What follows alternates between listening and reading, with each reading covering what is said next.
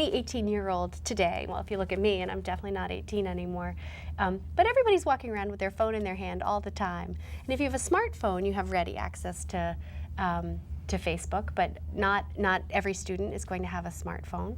And so if we're sending kids texts, they can get that message immediately. They're bite-sized messages, and so kids can respond to them right away. I found the same. As you know, I've written a book on helping students set up their spaces at both at college, at home, to smooth that transition between home and college. And I've been in many residence hall rooms helping students, and if I ever had a question for them, or if I wanted to ask permission, may I use this picture that we took together, or something that you said, if I texted them, I got an immediate response. Exactly. If I emailed them, it might take days. Right, that's right, that's right. So, and you know, I confess, I'm sort of the same way. If somebody calls me and I'm not that interested in talking to them, maybe I won't answer my phone, but send me a text and I'll text you back. Well, I think that one of the reasons summer is so critical is that this is a period of time when they are adrift. And even parents admit that it's hard to keep track of them.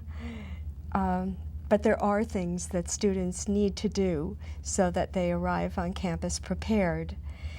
And I'm wondering what your parting words of advice might be as a result of all this wonderful work you've been doing. Sure.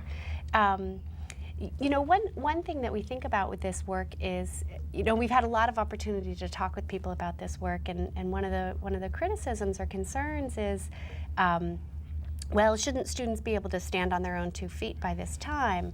And the way that we like to think about it instead is, you know, particularly for kids who are coming out of the public education system, over their 13 years of public education, we've invested hundreds and thousands of dollars in these students, and hopefully helping many of them, those who want to continue on to college, helping them be ready for college and helping to send them on their way.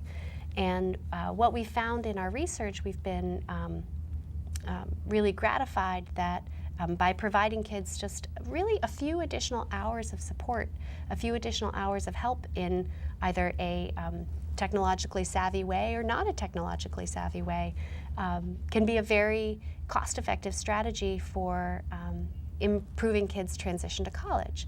And so as school districts, as educational agencies think about supporting their students in making this transition to college, we would encourage them to think about the summer months and what they're able to do.